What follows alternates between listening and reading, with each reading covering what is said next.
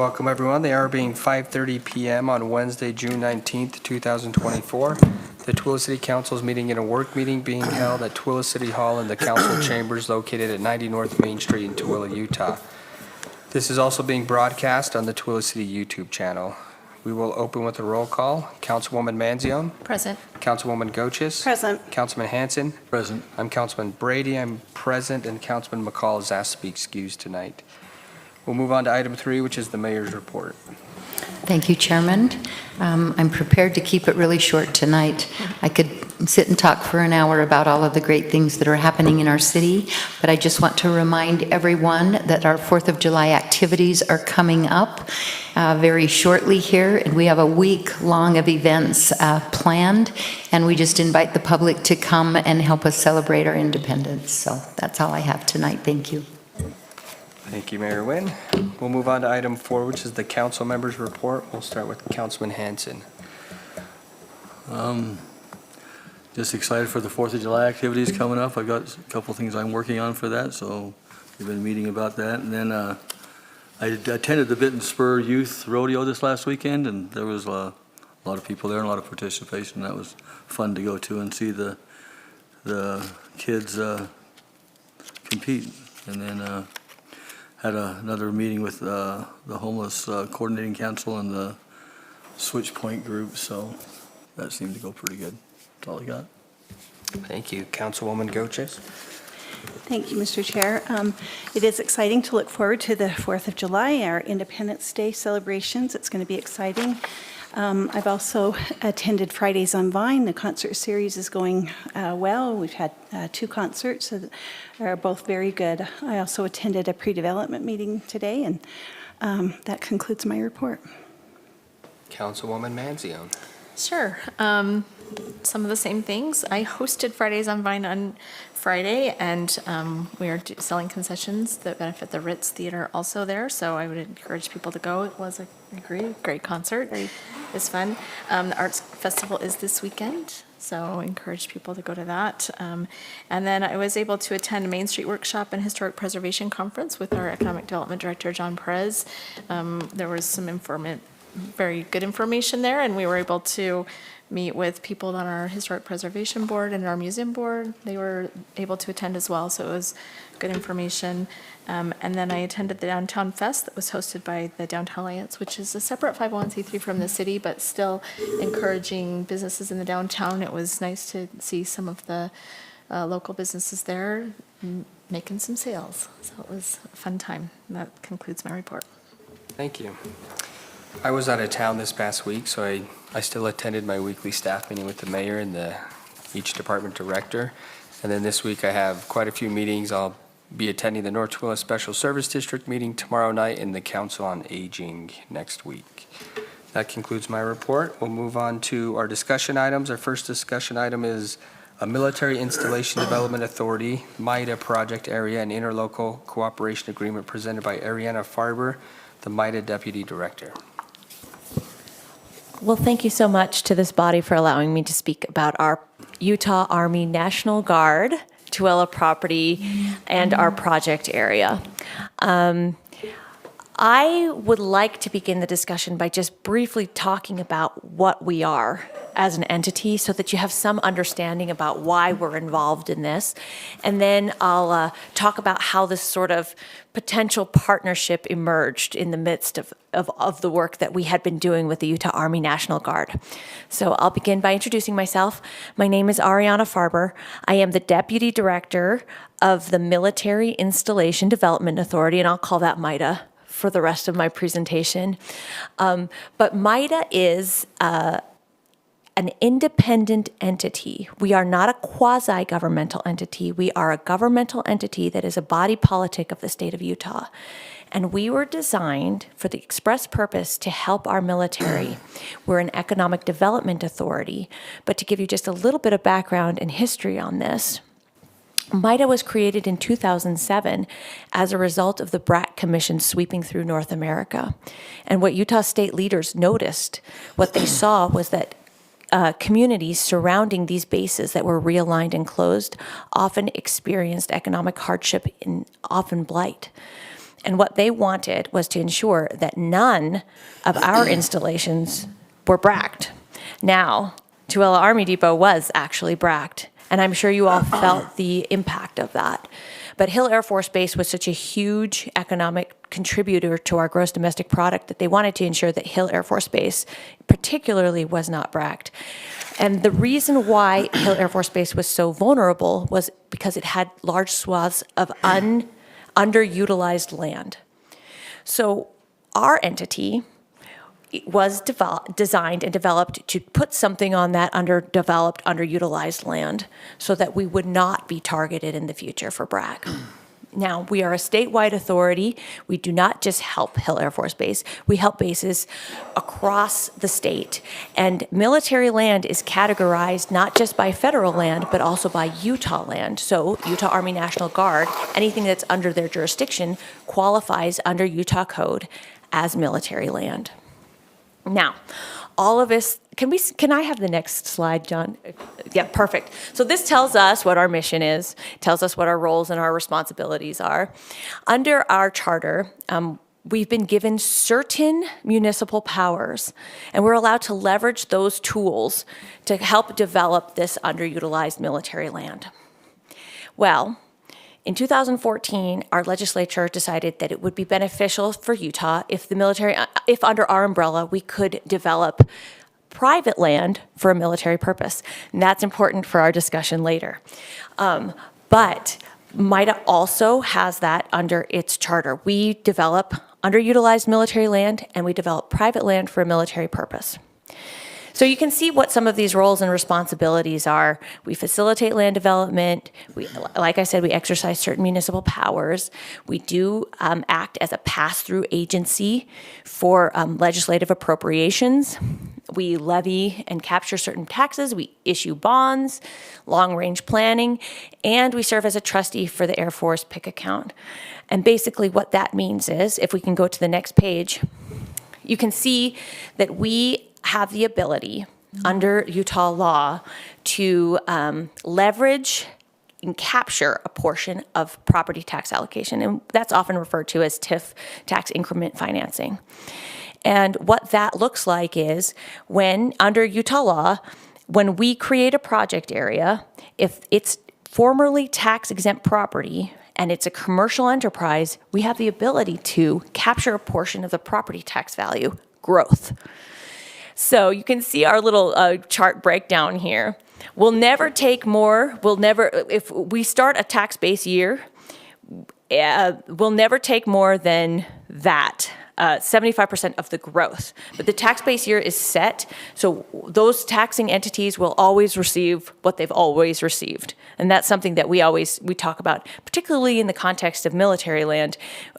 Usually it's generating $0. So when we say that these taxing entities will now gain 25% more than what they had, that's 25% more than $0. That's significant usually to those communities. So this just talks about how property tax allocation works. Happy to come back to this later. If we can go to the next slide, hit enter again. Yes, okay. So you can see that first slide was what this is the west side of Hill Air Force Base. And now this colorful slide that kind of overlays that is our master plan for Hill Air Force Base. And you can see if you hit enter again, yeah, hit it again, hit it again, hit it again, hit it again. I'm not trying to brag. These are just some of the projects that we have accomplished on Hill Air Force Base and some of the things that are planned for the future. And the way that we're able to accomplish this is that colorful area right there is called Falcon Hill, and that's all outside the fence line. And outside the fence line, we can leverage federal property to develop commercial infrastructure. And what we do with that commercial infrastructure is we then take a portion of the ground rents and we funnel it towards mission building and operational readiness structure for the base. So, like you can see, we've got a security forces building that we created. We have future 1200 series demolition coming up in 2025. We have a Westgate area. All of that's outside, but there are actual buildings that help with accomplishing the military's mission on the inside of the fence line that we help finance with the commercial property on the outside of the fence line. So this is a very creative structure. MIDA is unique in all of the world, I believe. I've been to several conferences. People approach us all the time. How did you do this? How are you able to do this? And it was really through just the forward thinking of our state leaders and our legislature. So you can see some of the improvements, some of the things that we've accomplished on Hill Air Force Base. This is kind of like a mini example of what we hope to accomplish with the Utah Army National Guard project area. So with this model in mind, and I want you to also, not to brag, it represents a great deal of property tax value growth, close to $500 million in this state, just from this project. Right now, this is the largest economic development project in the state of Utah. Next slide, please. Okay, so now we come to the Utah Army National Guard project area. And I want you to take a look at that picture of the state of Utah. What we are looking at is a large project area with 26 non-contiguous properties that are owned under the jurisdiction of the Utah Army National Guard. We want to incorporate all of these properties into one project area. And what we would do is, like Falcon Hill, develop certain properties for commercial purposes, and then use the money that we get, the property tax allocation that we capture, to develop other mission capable, other operational facilities for the Utah Army National Guard. We got involved in this initially because Utah Army National Guard approached us they needed help. They couldn't get financing for their new gate. They're going to get some money from the Utah State Legislature, I hope, to help finance that. But that entry control point gate was is their top priority, and they needed help getting it funded. And they have other projects they also need help getting funded. They've applied. They've gotten on the list for MilCon funding, and maybe like in 25 years. They'll get that money, but until then, they need that mission capable infrastructure now. So that's why they reached out to us. MIDA, they said, we need help, and we said, yes, we will help you. That's what we are designed to do. So coming upon the whole project area, you will see that Tooele, there are two projects in the Tooele city boundary. The first one is Tooele Armory, and the other is the Tooele property that's across from Tooele Army Depot. Now, I gave John a call when we were developing this project area and just wanted to let him know, hey, we're doing this. And there's a little L-shaped piece that's in the middle of our parcel, and you can see it's in the blue.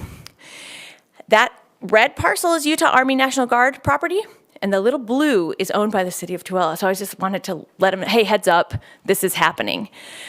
He called me back and invited me to a meeting with Mayor Wynn and her incredible staff, Councilwoman Manzoni, and they just caught wind of the project and wanted to hear about it. We explained it, and they expressed some support for what we were doing. And they said that they had a parcel that was right next to our parcel, and maybe we could include it. And I said, yeah, we definitely could.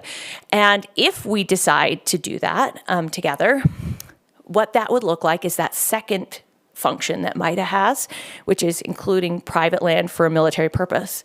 So although it is a Tooele City property, we would treat it the same way that we would treat private land from a private landowner.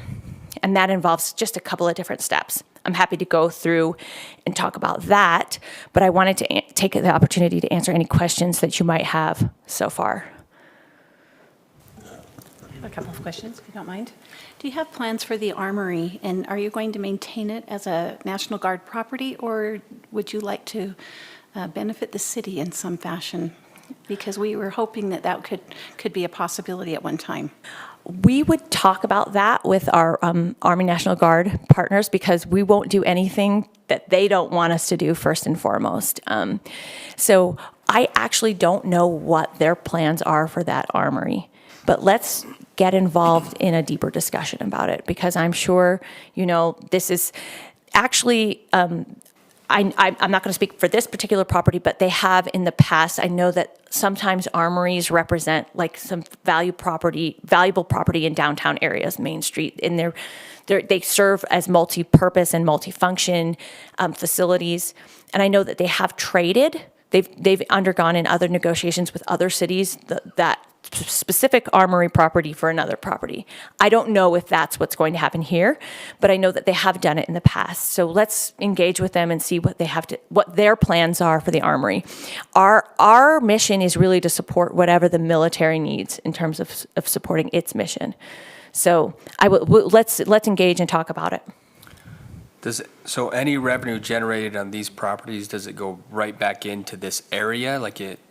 You don't get revenue from this area and use it somewhere else, or is that? No, actually, in this particular project area, the whole idea is that any revenue generated from any one of the properties can benefit any other of the properties. In Tooele, though? Or is it anywhere in the state? Anywhere in the state. So we could benefit from the Hill Air Force Base doing well? Well, or this that is a not? different project area than that. So Okay. that's the Falcon Hill project area is a specific project area. So if you think about it like an RDA, if you think about Logan Armory down to St. George Armory, and every single one of them is a little RDA, but it's all the same RDA. That's how we would think about this project area. Falcon Hill is like its own other little RDA over there on the other side. So it's all these that are on that Utah map. Yeah. Correct, yep. So we would just incorporate this Tooele City property in. Now, for this specific property, the steps toward creating this project area would be a little bit different, because we've got now this different element, which is the private property for public, for military purpose that we'd incorporate. So what that would look like is, for military property, if I'm just doing military property, we can do this, and it's pretty cut and dried. But if we're incorporating private property, it would require a resolution from this body. And you all would decide, yes, this is something we want to invite MIDA in, number one, to our city. And then, yes, we want to, we consent to being incorporated. And, that is an irrevocable consent. So I want to be completely transparent. One of the reasons why we structure it that way is because we do bond. So we can't have, folks decide that they don't want to be incorporated after they've decided to be incorporated, because that might be something that we're considering within the whole entire financial structure of the bond that we do. Now, nothing's even contemplated yet. Well, that's not true. They are talking about, the Utah Army National Guard was talking about at some point putting a readiness center on this parcel, which I think would be really exciting for the city, because a readiness center looks like a place where they store material and personnel. And storing personnel is funny, but the idea is that when there's deployments coming in and out processing and in processing, they need a place to stay during that period. And so we'd have folks coming in and out of this particular parcel and property. So, there's potential with that, I think. Please. A question. When you say personnel coming in and out, are you considering a hotel? Maybe. Let's talk about. That's another thing that we could take a look at for sure. And I've thought of that. That idea did pop into my mind. Would that facility be available to civilian military use? Military use? Would it be available for private and public use? We've done hotels on our other project area, and the way that those hotels have worked in the past is we've done a deal with them. We've done a deal with whatever flag was interested in that, and that particular flag has agreed to offer their rates at a rate that matches the housing allowance. So whatever those military members would be paid in terms of their allowance, it's not a housing allowance, but it's a transient room allowance, and they would be allowed to have that, and they would accept that. But the way that they were able to accept that is they would mix that in with market rate rooms so that folks from the economy could also share it, and that's one possibility. So, I mean, this is all, we're all just contemplating, just throwing things out. This is a work meeting, so we'll throw out ideas, creative ideas for possibilities, but I definitely think that's a possibility, ma'am. But even if it were barracks, like if they went the way of barracks, you still have to have support for the people that would be staying in those barracks in the form of restaurants or groceries or whatever. Absolutely. Yep. And that's just something that they've, thrown out there as something that they've contemplated. No master plan yet. There's nothing that's been officially master planned on any of these properties. Just right now, we're in a phase of getting the project area created. And then we've got a couple of different people who have been involved with looking at some different possibilities, some different commercial possibilities to help finance some of the other projects that we're looking at creating. One other thing, yes, so we would have to do this via resolution, via this body. We plan to get our project area passed at the MITA board meeting on August 6th. So we're gearing up and we're ready to go. We would also work out some type of tax sharing agreement for whatever's if something were put on Tooele City property, we would definitely think that it would be fair for you guys to get a portion of that to yourselves. And we would negotiate that and talk about that. Any other questions, So, comments? so when she came to the RDA executive meeting and we talked about this, we obviously thought the L-shaped piece in the middle is a no-brainer to Right. participate in the project because, well, it's in the middle of the military project. But then when we looked at that Tooele City property that's right next door, and it's kind of without infrastructure and harder to develop, we just thought that might be a good way to get some development going there.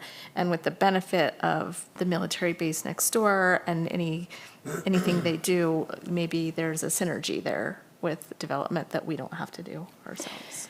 Correct. Another element of this that's worthy of consideration is when we do that property tax allocation breakdown, you saw that little chart that split it into that 75% that goes into our development fund. The other 25% goes towards supporting municipal services, which we only have a staff of like 10 people. So we would contract directly back with you all for those, to provide those services. So that also represents a revenue stream to the city. I do have another question, if that's okay. Part of the property that Tooele City owns is utilized by morale support. Do you also support recreation in this? And could enhance, develop, we used to have a swimming pool, we have a gym, we have, some facilities that are available for civilian and military use, but would you enhance that? I have actually been in communication with the base and their facilities director. And part of the struggle with this, so it's a very complex agreement that they have with everything. And that property was bracked. So it used to be part of the base, but now they lease back that property and then kind of have a few things in those buildings that are now currently on that parcel. One of those things is, they do have their some MWR types of things. I think that we can definitely help with MWR if that is the desire of the base. We can talk that over with the base, and we can talk it over with Utah Army National Guard. I know they have a very robust MWR through Utah Army National Guard. We're actually working on another project area that's specifically for MWR for our military members, and it's a brand new hotel that is supporting for military folks, 100 rooms for military folks. That is something that we can also discuss. I wish I could give you some more solid ideas about solid plans that we have, but really it's all just contemplated right now. I think that there's a lot of potential for this parcel because the utilities are all already there, frankly. They've got some buildings that they're totally underutilized. They just have like boxes and stuff in some of them. So, maybe there's some potential to enliven those facilities that are there, or make use of them in some other way that's mutually beneficial to both of us. But I do know that their facilities manager kind of wants to figure out what do we do. The feeling that I get is they kind of want to figure out what to do with these things. They are on the hook for maintaining them. So if they give them to us, they won't have to worry about that anymore. So there's kind of a nice ambivalence about having those buildings be there. On one hand, they could kind of not have to worry about maintaining them anymore if they give them to the Utah Army National Guard. And or maybe we could do something for them within the context of those facilities that are on the property already. Okay, any other discussion? I just want to remind you that if possible, if we could bring this in front of this body for approval in the next little bit, we would be geared up and ready to go to get the project area fully approved. So I would strongly make that recommendation to this body. I would like to bring it to our next, so we don't have a meeting the first week of July, so I think it's July 17th is our next meeting. So I would like to put that on the business meeting if everyone's in support of that, and that's when we would vote on it. And correct. And what was that date again? Sorry. July 17th. July 17th. I think we could definitely support that, and we'll have the interlocal agreement worked out by that point, I think. And also we'll have some things our attorneys draft up for you all to look at and be like, yeah, well, that looks pretty good. And we've done it a couple different times in different contexts, so we can talk and negotiate and go back and forth about what feels right to everybody. But we're very excied to proceed. Okay, thank you. Thank you. Can I ask a question? Is that all right? Yes. One of your earlier slides indicated that MIDA assumes municipal authority within the MIDA area. Can you help us understand what authorities you would take from Tooele City, so to speak? What authority would we not be able to exercise in the MIDA area? Yeah, that's a great question.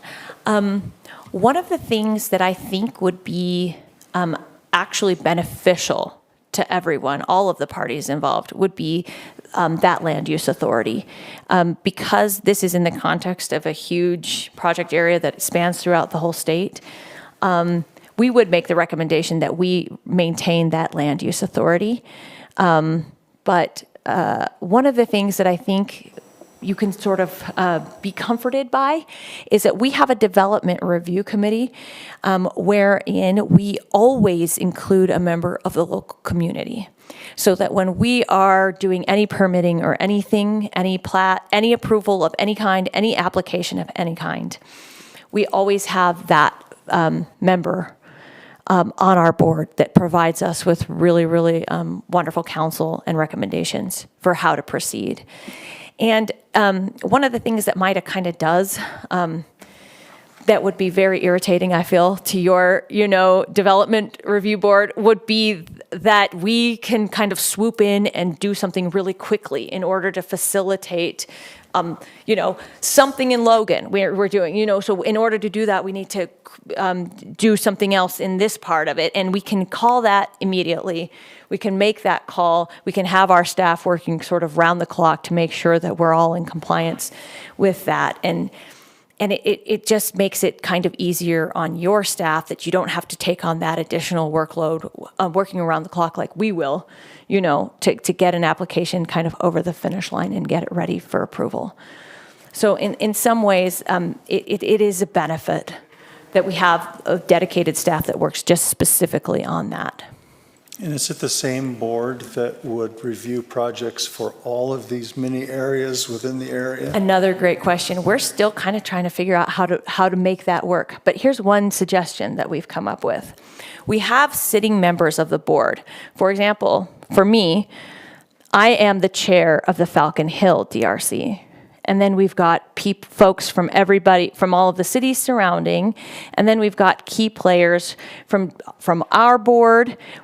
So we could have sitting members that remain for all of the project areas, and then one person who comes in and sits for the different city or the different county, whatever that local municipal authority might be. We might have that be a rotating seat.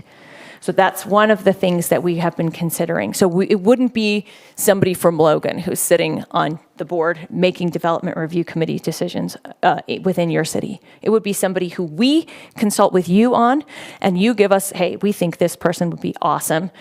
And that's been our experience so far, especially me. You know, I'm not an engineer or a planner.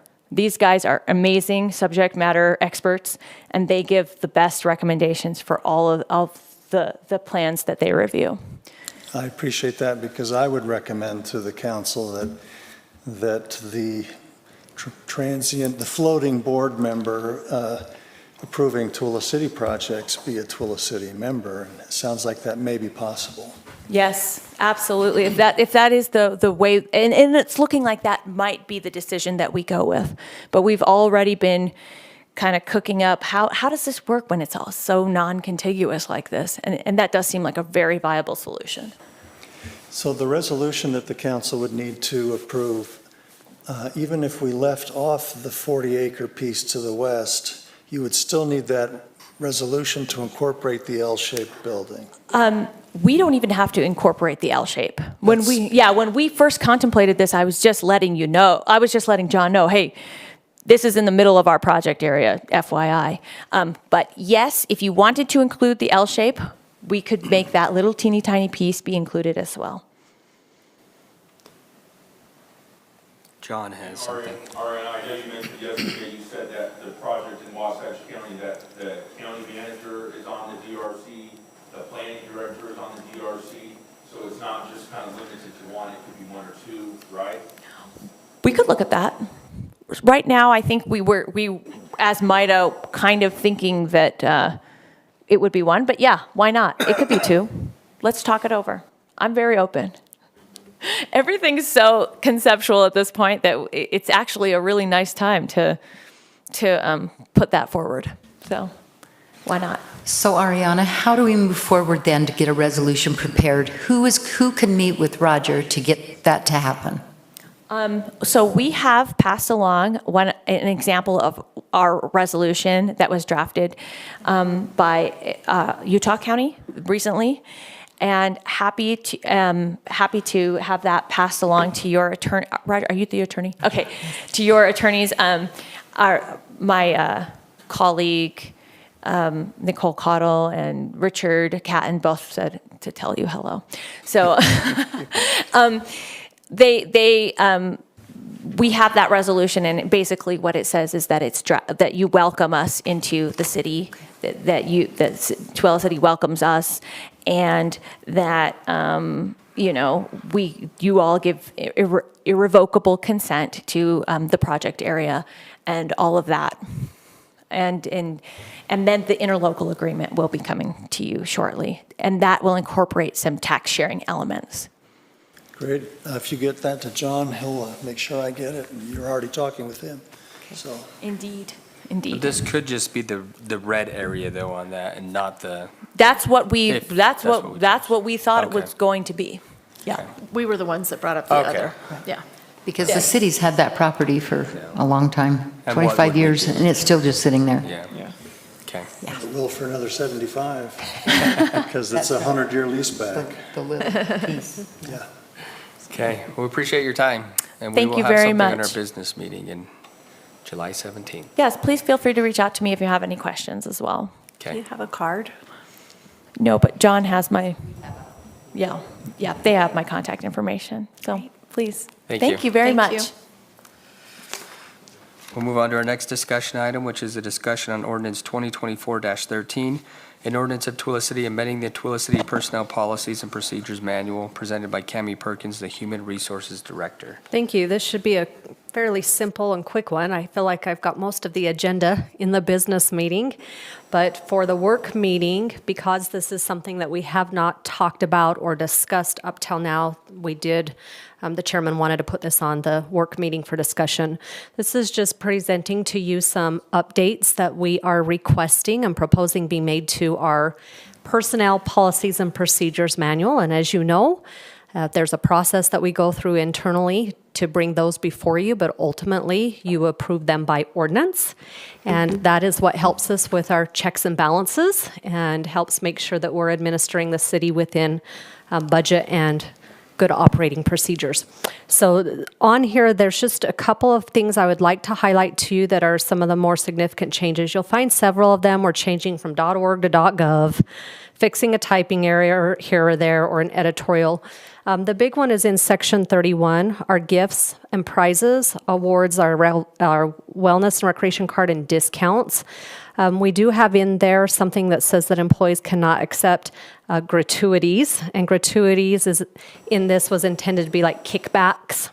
But we wanted to clarify that that is not meaning that our golf course, snack bar, and catering group cannot be paid tips and gratuities, provided that they properly report those on their time card so that we can make sure we're following IRS taxation. And then we added also 2 new facilities to the discount program that is provided on the wellness card. And just as a reminder, under this policy, it just gives employees a real small 20% discount off the rental fee.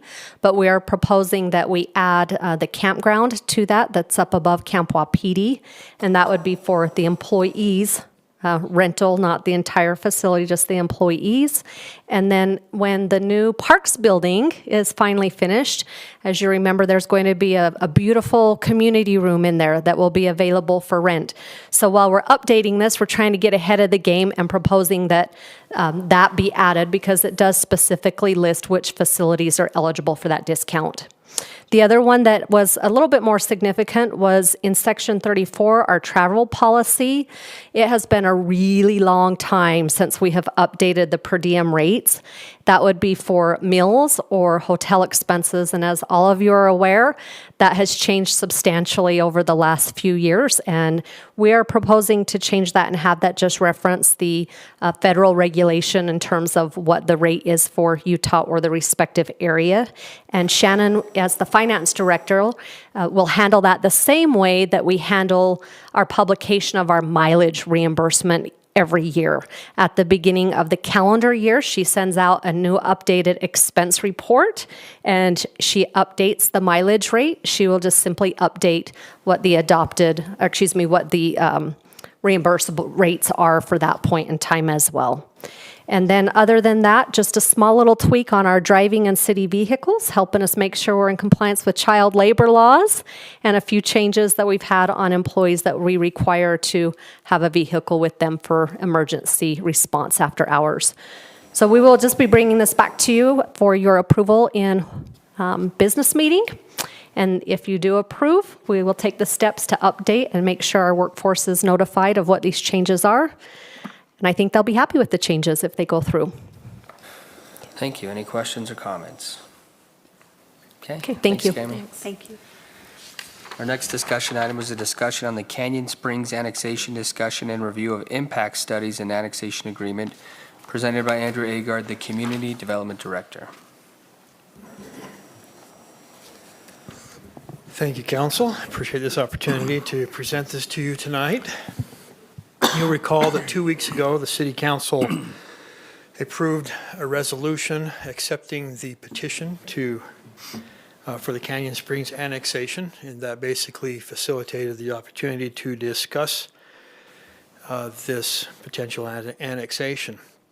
And I realize that the Council's familiar with this property, and much of what I say tonight will probably be a rehashing of what you've already heard, but we need to treat this as a unique application, in that it is a new application. So on the screen is the annexation process. It's a checklist that was prepared by the City Attorney's Office, and it includes 31 steps. And you'll note that we are on step number 13, which is staff discussion. Step 11 was vote on petition, which was done at the previous council meeting. And then step number 12 is a letter to the petitioner asking them to submit required studies. We already have the studies based on the previous petition application. And so we moved on to step 13, which is to discuss the annexation agreement and also the studies that were provided. So, given with the council's familiarity with the property, I'll be brief. I'd like to just touch on the summaries of each one of those studies, and I believe that they are important in regards to formulating the annexation agreement because many of them have recommendations in regards to what needs to be done to mitigate any impacts that are generated by the annexation. The proposal is for 172 new homes, and if we assume that the census was correct and that the average household or family size in the state of Utah or in Tooele County is 3.5 or 3.25 people, the annexation would bring in approximately 560 new people. Could be higher, could be lower, depending upon the family size, of course, but that's what is anticipated that this development would bring in regards to population. That's quite a few people. And when you bring that many people into a city, they're going to need water, they're going to need to use the restroom, they're going to need to drive on the roads. So they're going to generate a little bit of an impact. And so we requested that the developer provide some impacts or some studies and to analyze potential impacts on the city by this annexation.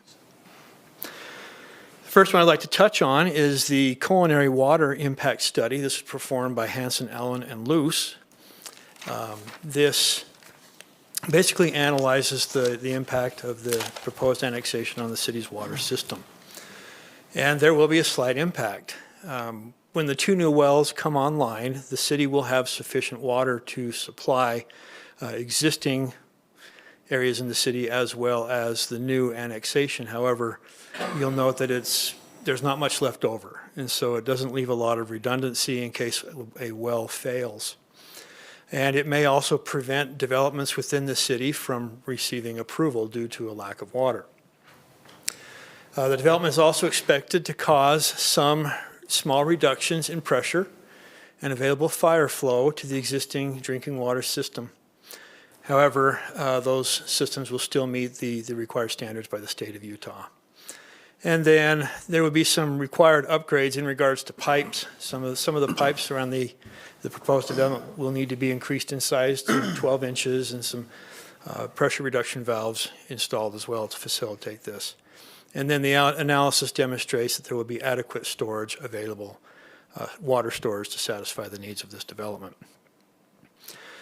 Canyon Springs annexation drainage study was also provided by Hansen, Allen, and Luce. What this study does is it looks at existing drainage around the site as well as in the site and tries to determine potential impacts the new development will have on the drainage systems in the area. There aren't any drainage issues there that could not be resolved with standard engineering practices. A wastewater study was also conducted by HAL, and there are some impacts that we generated by this development to the city's wastewater facility. Namely, the sewer line at 1000 North and Main Street will need to be upgraded from, I believe, a 15-inch pipe to a 16-inch pipe. Currently it functions. The discharge from this development will create problems if that sewer system is not addressed. Insight Engineering provide a utility impact statement, and this is just a statement regarding the impact that would be generated to the city's systems by the development itself. It does not analyze the systems surrounding the development. One of the things that the study did indicate is that 143 acre-feet of water will be needed to satisfy the needs of this development. Hales Engineering provided a traffic impact study to the roads surrounding it of the 850 North and Druby Road. And they did not recommend any changes or alterations to the transportation systems around the development. They did not anticipate that the 172 homes would create enough of an impact to warrant changing anything. And they anticipate that in 2026, after the project's been built out, that there will still be an acceptable level of service. A financial impact statement was provided, and the summary of the findings is that the city would generally benefit economically from this development at build-out. In regards to public safety, when you have 560 new people, there's going to be an increased need to have additional police officer and additional firefighter. The study indicates 0.6 police officers and 0.8 firefighters. Hard to have just half of one of those, so you have to round that up to one person. But we anticipate one additional position to help satisfy the additional requirements of this new development. The city's finance department did provide a response to the financial impact study that was provided and just shown previously. That was included in your packet for your reference as well. I did not include the entire document on the slide, but it is in your packet. This is a map that I felt I had a responsibility as the Community Development Director to present to the City Council just for your information. You'll note this is a map of Tooele City, and all the blue areas indicate land that is currently undeveloped but zoned residential. There are approximately 3,000 acres within the city yet to be developed. And then the pink land that you see is partially or undeveloped land. That means it's a large parcel of land that has a house on it, 3 or 4 acres behind it, which could potentially also see development. So within the city currently, there is about 3,500 acres yet to be developed, which are entitled to development by right of zoning. So if they were to bring in water rights, we as a city would be obligated to approve that. I just wanted to throw that out there for the council's information. It appears most of that's on the north end of town, right? Most of that's on the north end of town, yep. In the Perry Homes areas. Right. In regards to the annexation agreement, I believe this is just a meeting to discuss that and what you'd like to have in there. Keep in mind that annexations are entirely legislative matters, so the council drives this, and it is entirely at your discretion. You have broad discretion in regards to what the annexation agreement has. I would suggest and emphasize that in regards to this annexation agreement, that the council, if they're inclined to approve this, that you get what you want. Annexation agreements can include many things. You could require additional park space, road improvements, traffic signals, walls and fences, amenities. You could also regulate lot sizes and density limitations if you wanted to. And Roger, correct me if I'm wrong, but you could also do additional architectural standards and requirements as part of the annexation agreement. We would need to explore that further, but that's a possibility. Okay. So I'm just, this is an opportunity to get what you want. Once the annexation is done, that opportunity will be gone. So don't be shy in regards to that. But that's the studies that were provided, a brief synopsis of those things. I can answer any questions you have on land use and zoning and so forth, and there are many other capable staff members here that can answer other questions you may have. So that's all I have to say on that. All right, any questions or comments? I don't have any questions, but I have a comment. Please.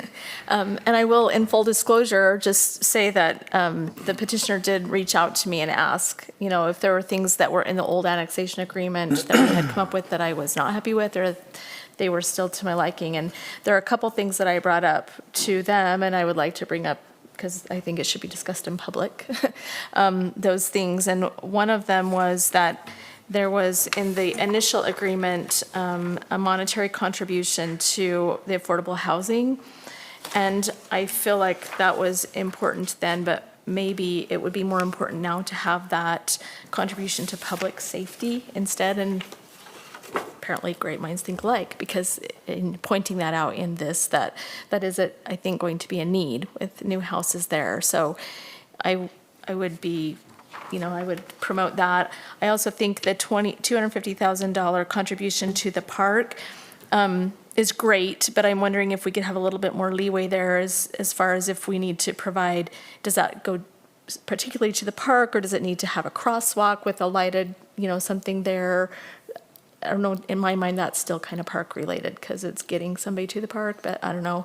And then after my rant last time about the moderate housing income plan, just I think that if we're to annex this in, I think they need to be step-up houses, because I think one of the ways to get moderate housing is for people who are living in cheaper housing to buy a better, bigger house. And then their house becomes available to somebody at a less expensive rate. So if that is the case, like I would want to maybe have some minimum sizes for the homes to make sure that it really is a step-up product and not just another set of 172 houses that we're going to get other places too. So those were my thoughts.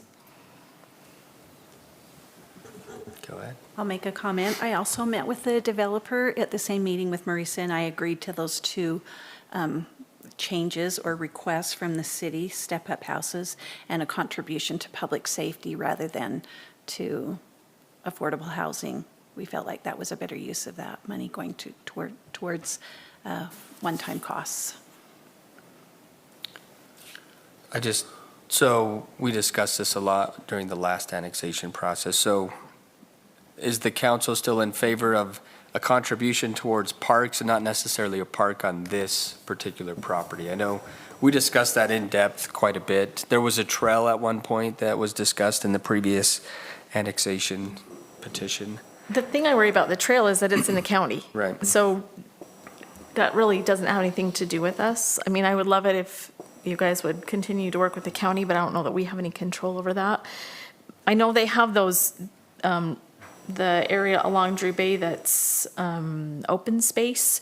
And in the development that this particular developer has been doing in some of their recent developments, they've xeriscaped and put in things like pickleball courts or cornhole or whatever, which is great. And I think xeriscape's great, but the one is pretty big and we don't have enough fields in the community. So I think if at least the bigger one could have some multi-use playing field, that would be good for our community. Would it be big enough though for It's pretty soccer big. field or?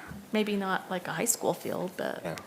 But in clarification, that detention pond is not part of the $250,000 to Right. go towards parks. So I think we need to define where that money is going to be best spent and how it can be utilized to benefit all citizens. Council, one of the recommendations that we made to you in the first annexation was that you have them look at consolidating these three separate storm drain areas into a single larger one that would handle the stormwater but have a better chance of being multifunction. So I don't know if that's possible, but it could be discussed.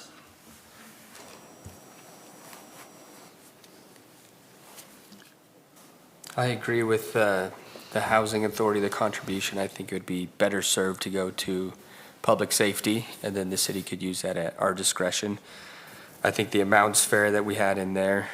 And then just the park, I really would love to see a trail there. I understand the concern that it's not in Tooele City, but I think the way it was written, it still said that the petitioner would just work with Tooele County to have basically for Tooele County to maintain that. And so I guess that's where do we need to have that in there if it's not part of Tooele City? So I would love to see a trail there. I think it's a great spot for a trail, especially with the new England Acre Trail that we have and the improvements we're making to Drew Bay Road that will also have a trail. So it would just continue to really support the trail system on the east side of town.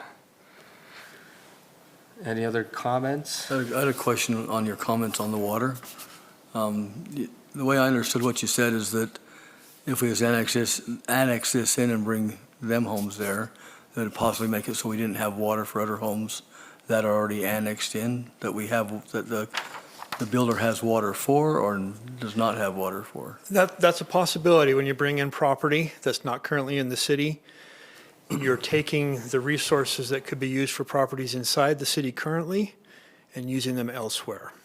So we would you're have just to find talking- additional sources. Yeah, you're just talking about then the water that's not developed yet, or we might not have enough water Correct. for them to purchase, out in this community. Okay. Correct. All right. And then I have a question about, there was the study that shows that we would need to increase the pipe size on Main Street and 1000 North, I believe is what you'd said. They would still pay an impact fee, right, to sewer and to parks and all of that. when the houses are being developed, right? Yes, each home that comes in there would still be subject to impact fees. Okay. A clarification on that, however, we do not charge an impact fee for our sewer collection system. It's only for our treatment system. So we would not have impact fee revenues for this particular upgrade. Okay. So that brings the question, do we need additional funding to help fund that particular project? I think there was It is. I don't know if there was a cost to that. I can't remember on your slide, but 125,000 or something. Yeah, I don't think the slide had any cost on that, Okay. but I'm sure the study did. I didn't put the whole, That's okay. I didn't put the entire study in the slide.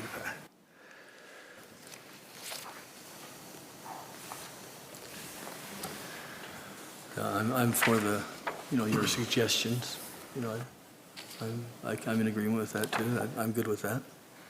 And then I like the idea, like Roger had said, to combine the detention basins and try to make that usable space rather than just three separate areas. And whether that's I don't know that we would call it a park, it would be open space that is possibly grassed and could be used as a soccer field or practice field for residents. That kind of thing, dog parks too are Yeah. a big thing we're trying to, at least people would like, so Yeah. that's another option. It would definitely provide more amenity than just a handful of small Right. spaces, so. Okay.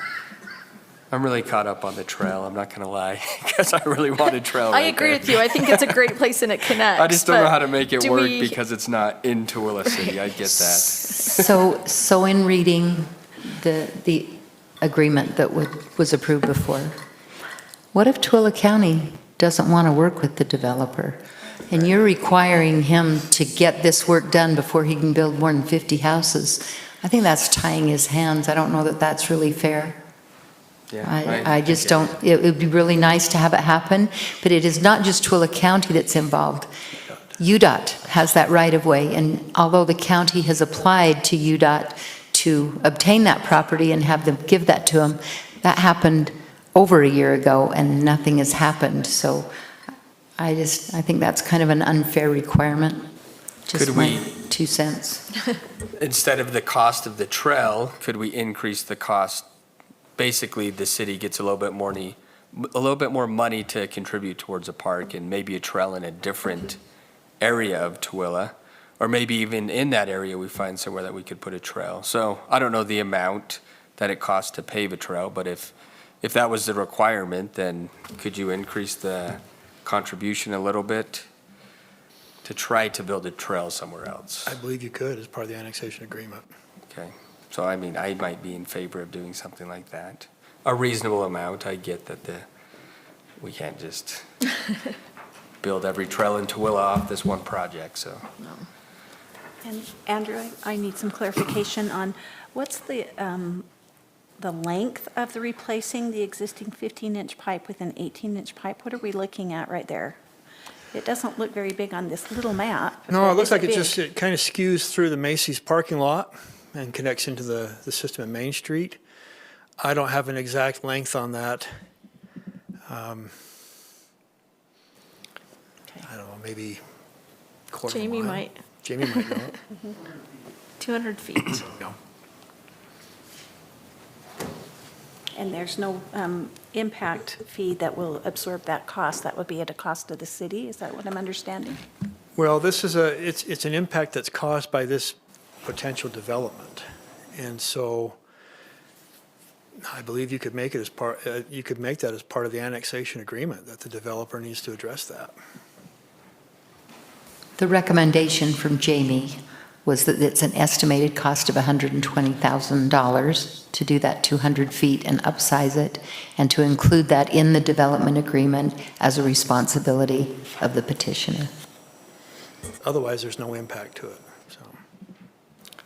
And then I also agree with Councilwoman Manzio that the reason I was interested in this annexation is because I think we lack those move-up houses in our community. There's very few areas where you can really move up in Tooele City. We build a lot of townhouses, a lot of apartments.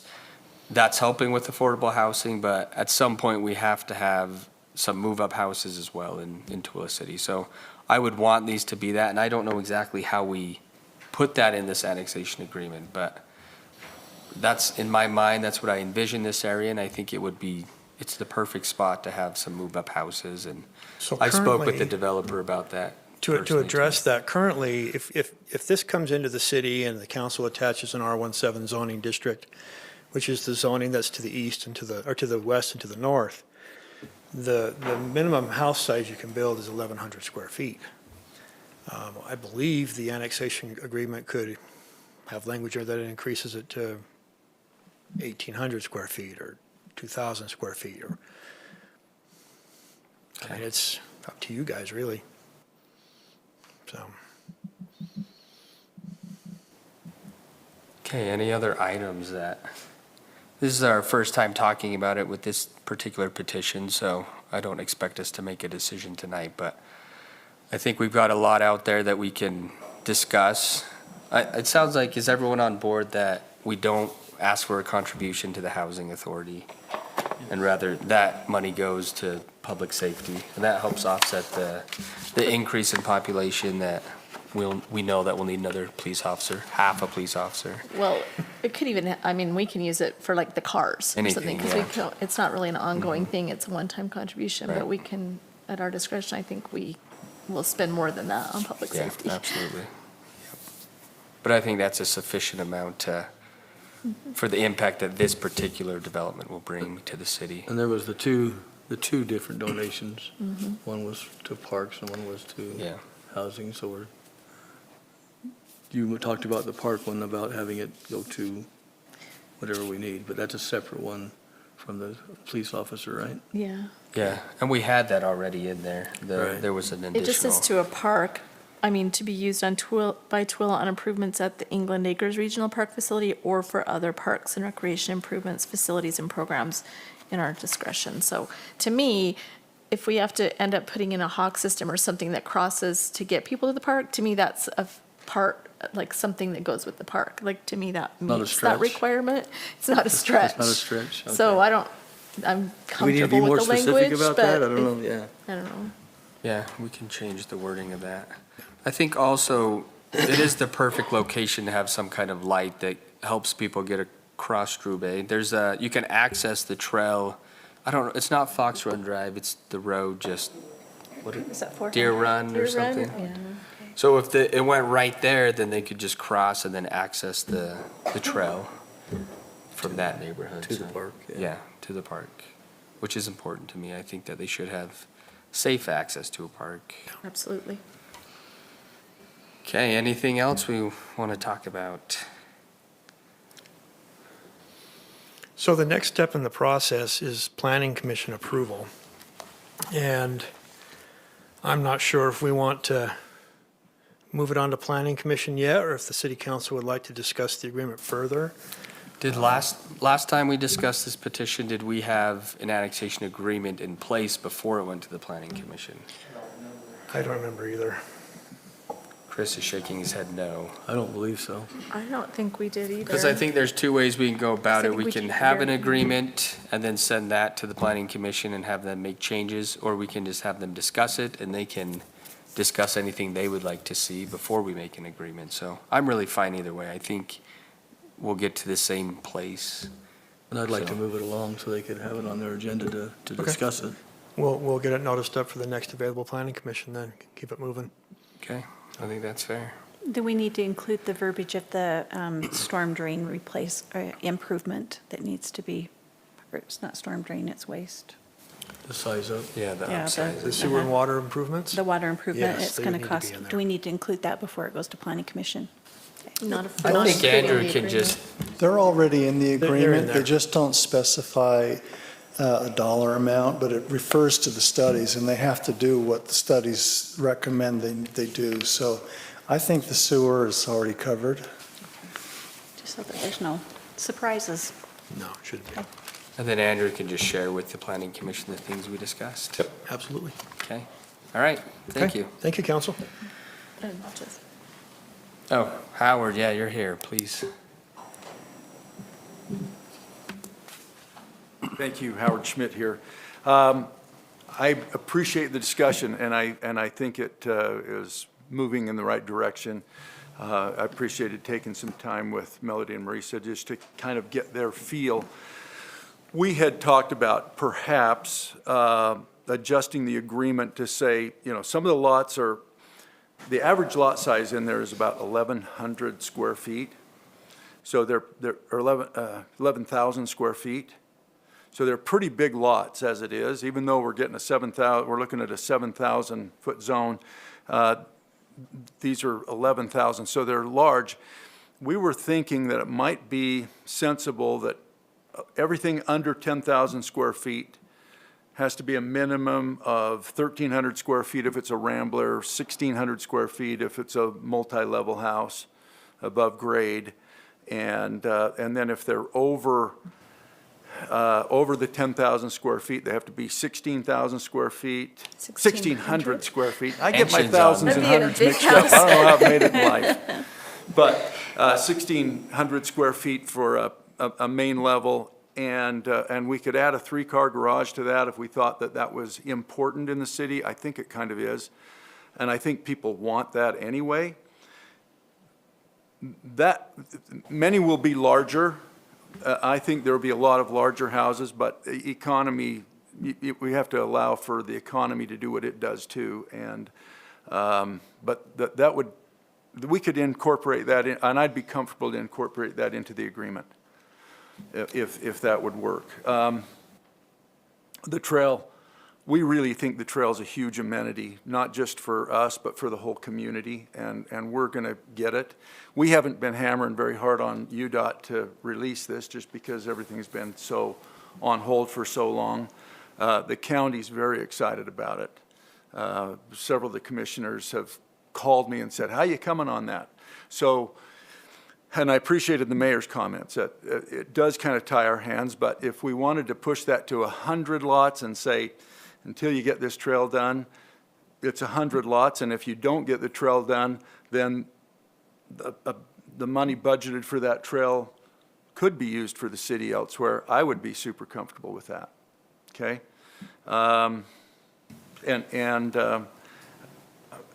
Anyway, I think that, I wanted to address the sewer on 1000 North. I believe, if I'm not mistaken, that's kind of been a problem area for a long time. Isn't that true? Yeah, it's not a capacity, but if I add any more future homes to the east end of town like that, it's going to be. And there probably will be, whether this development goes through or not, but at the same time, we're happy to work with you however we can to resolve that issue. So I just wonder if we ought to maybe, is it too soon to try to hammer out the agreement? Should we just let this thing go as it's going right now, or? I'll prepare a draft for you, council, based on the feedback you've given us so far, and then you can give us additional feedback based on that draft, and we'll get it done. Let the planning commission also give feedback and have that part of the draft, or? Well, the planning commission typically is not involved in the contractual part of the annexation. They're involved in all of the planning related issues, and that's why they have their public hearing also. So Roger, you said that the sewer upsiding was already part of the original agreement, but Right. would it be better to have it specifically like a dollar amount Well, rather than just? What it does is it refers to a summary of the study attached to the annexation agreement. And so the requirement is that they do what Henson, Allen, and Luce say in that study to do. So that requirement will be actually attached to the annexation agreement. And the dollar amount isn't something we can really pin down, but the item to be constructed is. And so that's what we were planning to do. Okay. Each contractor's got a different price. Right, yeah. Thank you. Okay. I appreciate this. We'll look for Roger's draft, and if you, can I have a look at it also? Of course. Thank you. Okay, thank you. All right, any other discussion on the annexation petition? Okay, we'll move on to our next discussion item, which is a discussion on a payment of fee in lieu of water rights conveyance for Perry Commercial Center, presented by John Perez, the Economic Development Director.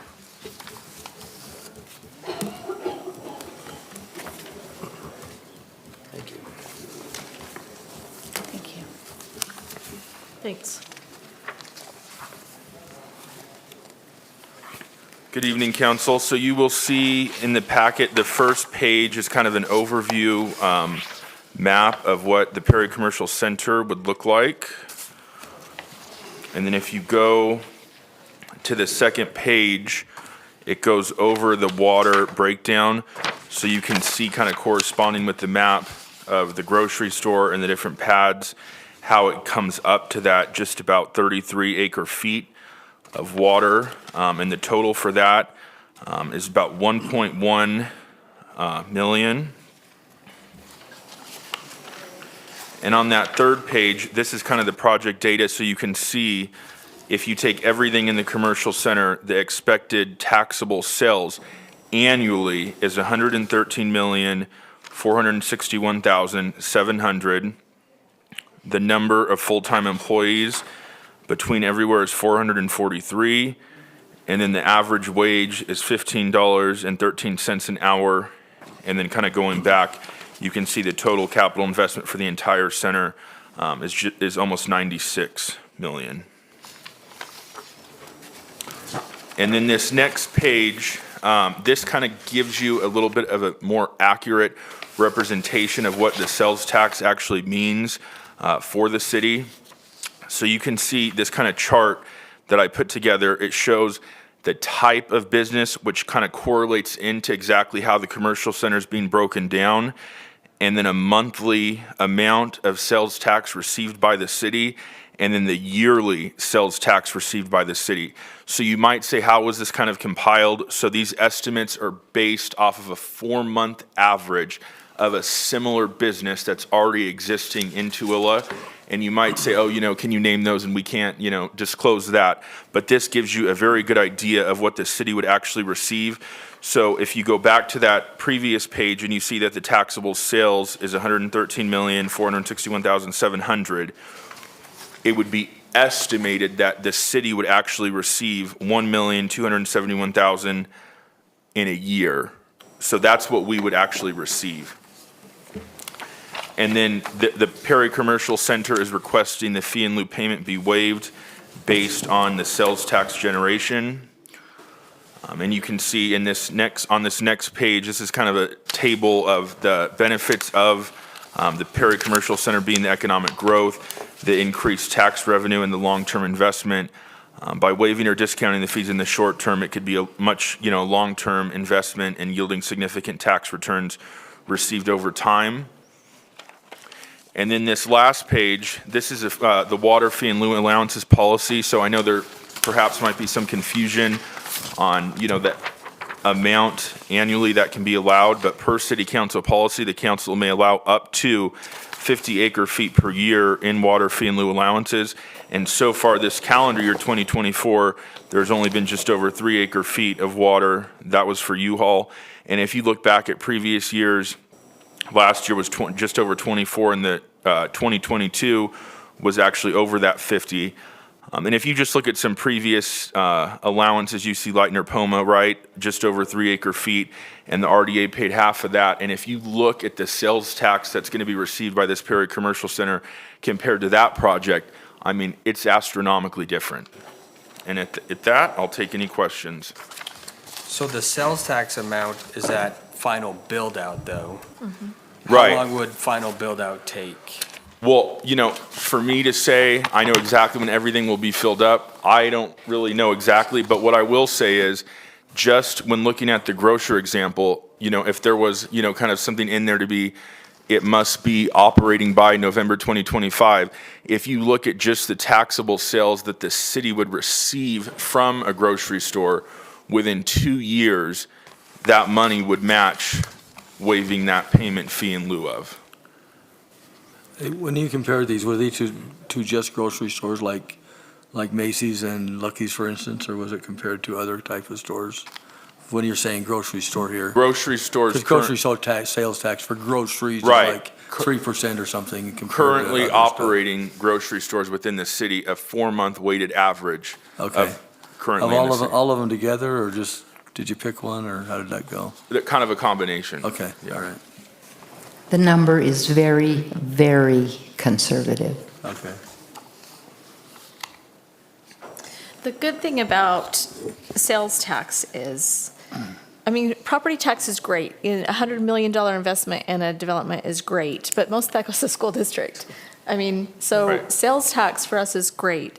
And when I think about, some of the TIF agreements we've had in the past, where we do, where we don't get the money, to me, that's over a 25-year period where we're not getting money.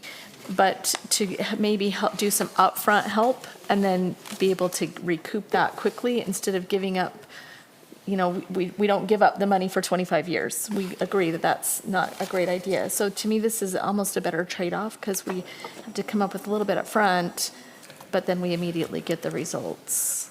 Wouldn't it be better, though, to give it in small increments, though? We don't, $1.1 million is a lot of money for Tooele City to say, hey, today we're doing that. We agreed to this, and then at that point, we have to give the 1.1 million, or do we not have to right away? You don't give it, or you don't pay yourself back for it until you use it. And you don't allocate that amount until a building permit is pulled for that. So if it takes 2 years or 10 years, or if it's never built, you don't pay it. And that $35,000 is the rate that you have set for yourself. That doesn't mean that's what you have to charge yourself. I think also, like in some of the past agreement payment in lieu, we've put in the time limits. You have to start within 2 years, and maybe you have to start within 2 years and finish within 5, or some sort of incremental thing where it doesn't necessarily mean the water just goes away, but then they'd have to come back and have kind of an accountability report as to why it wasn't done. Because I've heard Councilman Hanson say 100 times, they say they're going to do it and then they don't, which is why we put some of those stipulations in, and I think it would be worth it to put that in. And I definitely think that should be there. There's some kind of, you got to do it by now, or you got to come Right. back or something. Yeah, some sort of expiry date, yeah. How do you make so you're not setting a precedence where every developer, let's say there's commercial property on the east side of State Road 36 that just as big as this area, they're going to come and ask for the same thing as soon as they know we've done this before. So we've never done something like this where we've just waived the fee completely, no payment, right? We have. We have when? We have. The Kimball property. You're paying for all of that water. We what? Before us. Before us, right. Right. Yeah. It's the same kind of a plan, is that as that gets built out, then you provide that water. I think that just to make it really simple, is that we continually have growth in this city, and we have told our residents, I know you don't like the growth, we don't like all the homes coming here, but we can't attract retail unless we have the rooftops. So we have been providing the rooftops. Now we are at a position where we know the retail is coming. It is finally coming. 25 years of sitting and waiting. It's finally coming. The time is right. If it is a $1 million investment in the water rights, you see how quickly that could come back. We believe that that will happen. Our fingers are crossed that that will happen. But you have nothing to lose if it's not built, because you're not giving it away until it's built, or at least the building permit is pulled. So the more homes that you build that don't bring you revenue, that cost you money, this is what our residents have asked for. That's what they want. And the people that are moving here also need a place to shop. They don't like traveling that road to West Valley either. You know how terrible it is to drive to Salt Lake. They want to live here, they want to work here, they want to shop here. I've got a comment Yes. to make. I can see the benefit to keeping our residents here and not allowing shrinkage for, Right. our residents to go outside of the city and spend their tax dollars outside of the city to buy things that they could obtain here.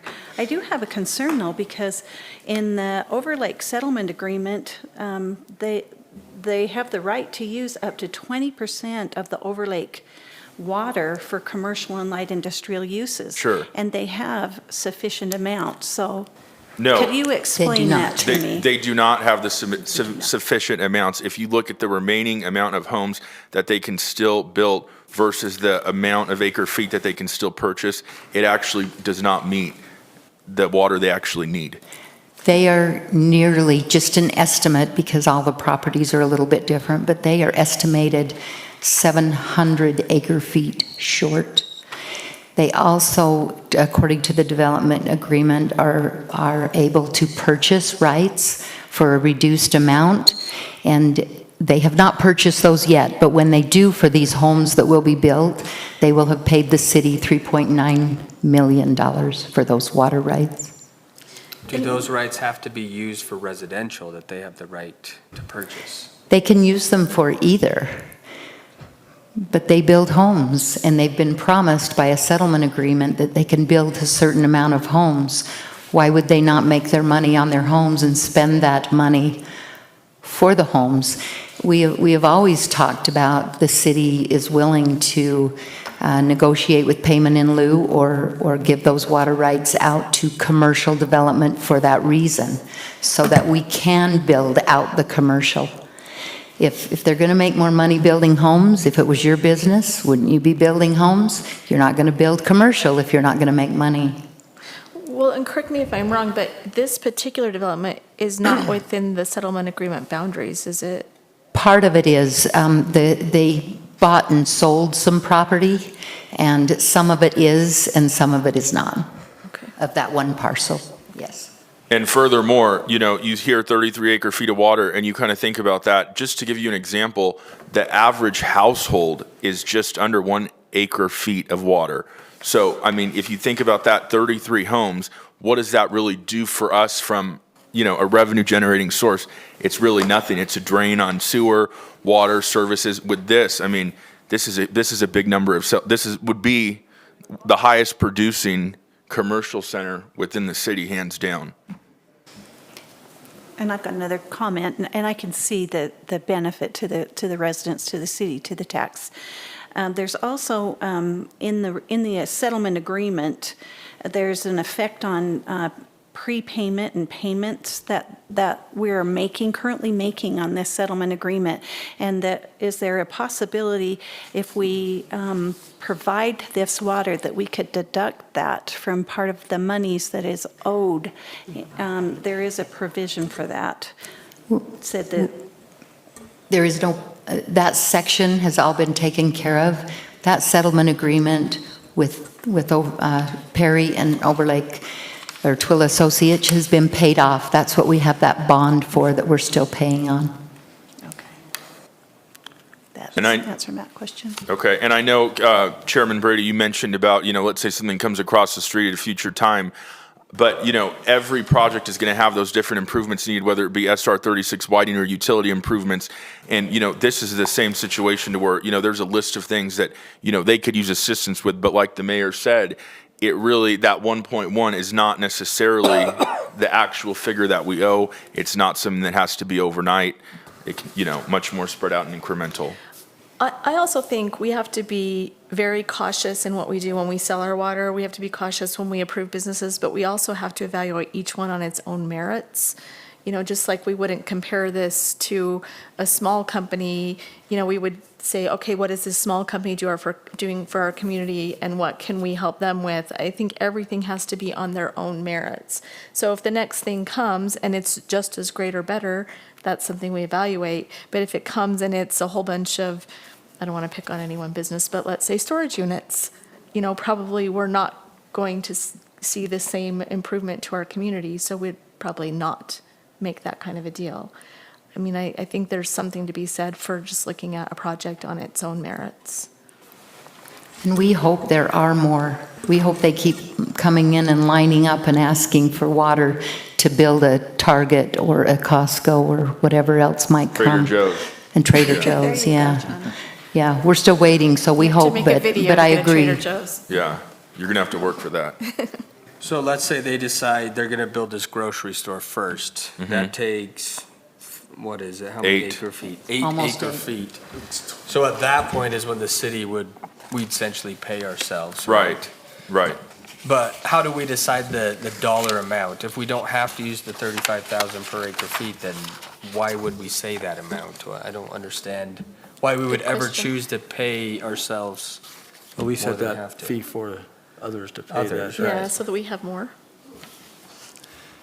Well, council, the city code anticipates that you would implement a policy for the fee in lieu tool, and you have set the price at $35,000 an acre foot. You've set the cap at 20 acre feet per user. There's nothing that says you can't amend your policy.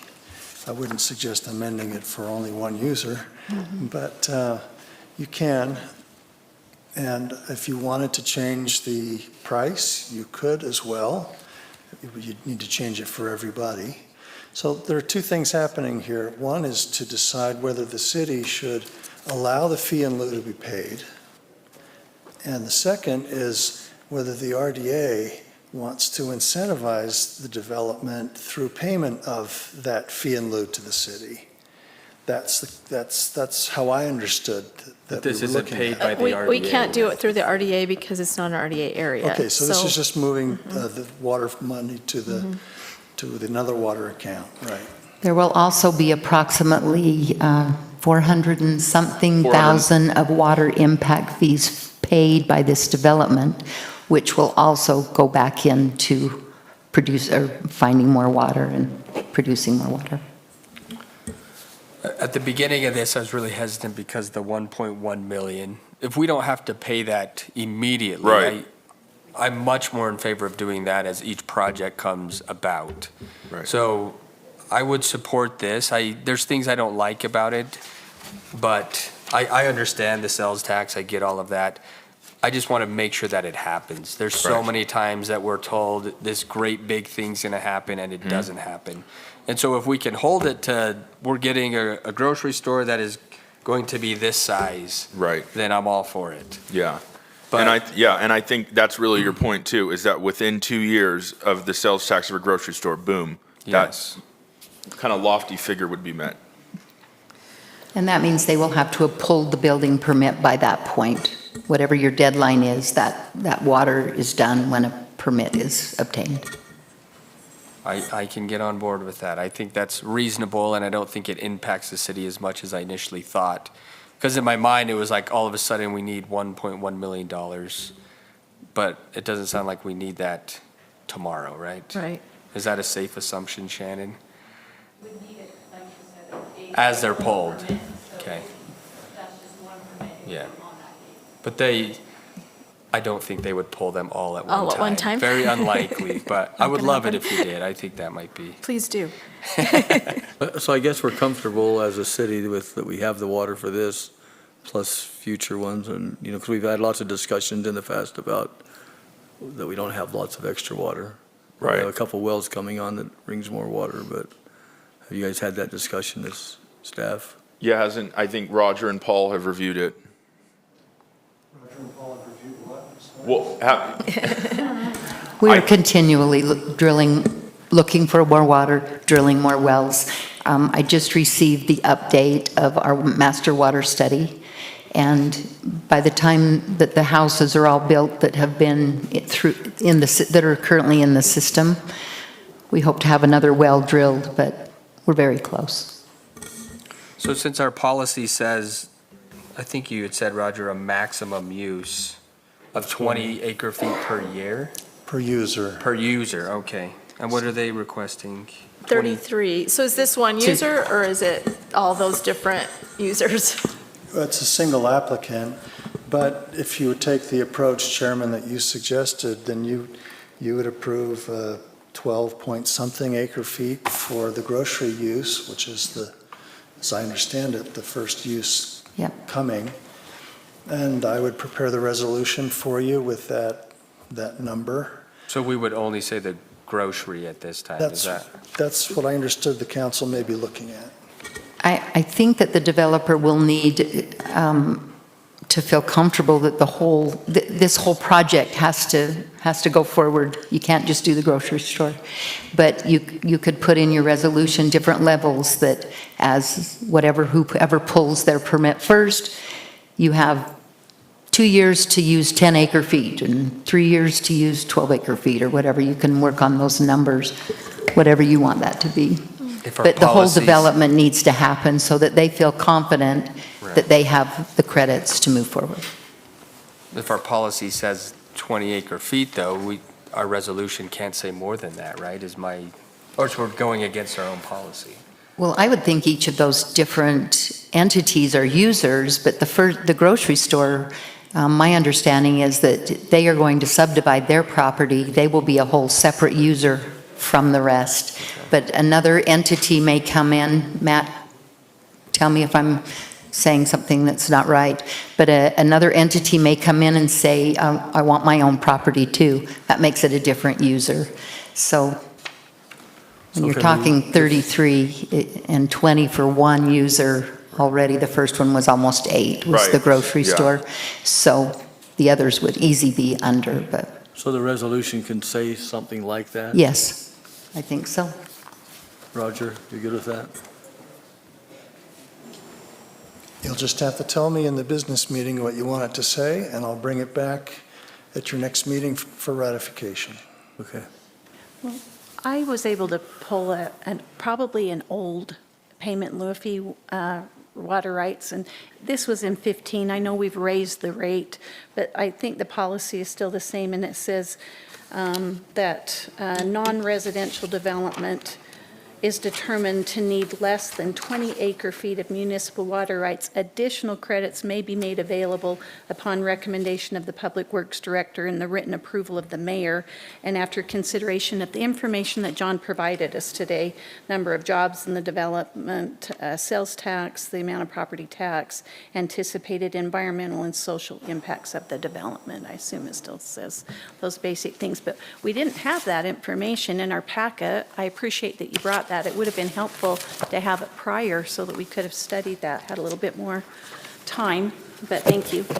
So it's 7:01, so I would like to keep this conversation going unless the problem is this is on our business meeting, a potential resolution, right? Right. So I don't know how we recess here and then reconvene in our business when this is still on something that we could potentially Well, vote on. It sounds like we're all pretty much in favor of the idea, right? And continue I mean, just can we your discussion in the continue our business discussion in the meeting? business meeting and Okay. see if we can work something Perfect. out? Let's And if do not, then if we can't work something out, then we can choose to table it and yeah. send the staff back Okay. to work it out and come back. How's that? I like that idea. Okay.